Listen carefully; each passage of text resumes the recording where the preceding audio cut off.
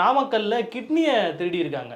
கிட்னியை திருடி அவர் வந்து சுதந்திரமா அவரை வந்து நாங்க தேடிக்கிட்டு இருக்கோன்றாங்க. சுதந்திரமா வந்து சுத்திக்கிட்டு இருக்காரு, சிசிடிவி காட்சியில இருக்கு அப்படின்ற ஒரு செய்தி வருது. அதாங்க, இந்த சுதந்திரம் எங்க இருந்து கிடைக்குது? காவல்துறையோடைய செயல்பாடுகள் ரொம்ப குறைஞ்சிருச்சுங்க. அப்புறம் காவல்துறையோடைய கைகள் கட்டப்பட்டிருக்குன்னு நாங்கள் நினைக்கிறோம்.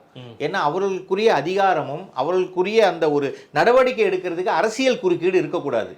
அப்போ அரசியல் குறுக்கீடு இருந்துச்சுன்னா எனக்கு வேண்டியவங்க உங்களுக்கு வேண்டியவங்கன்னு சொல்லி வரும்போது நிச்சயமாக குற்றங்கள் நடந்து கொண்டே தான் இருக்கும். அந்த குற்றத்தை தடுக்க வேண்டிய காவல்துறை வேடிக்கை பார்த்து கொண்டு இருக்கக்கூடாது. வேடிக்கை பார்க்குதுன்னு தெரிஞ்ச முதலமைச்சர் என்ன பண்ணணும், ஏன் அங்கே நடவடிக்கை எடுக்கலன்னு சொல்லி கேட்கணும்.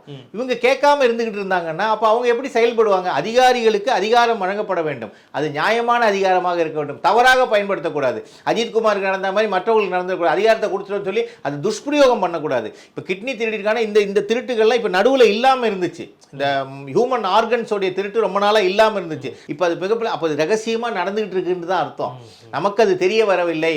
இப்போ மீடியா மூலமா அது மக்களுக்கு தெரிய வந்திருக்குது. இனிமே தான் மக்கள் விழிப்புணர்வு அடைவாங்க. இன்னொரு விஷயமும் என்ன சொல்றேன்னா, பத்திரிகை ஊடகங்களும் இந்த மாதிரி நிகழ்வுகளை மக்களிடத்துல கொண்டு போய் சேர்க்கணும்.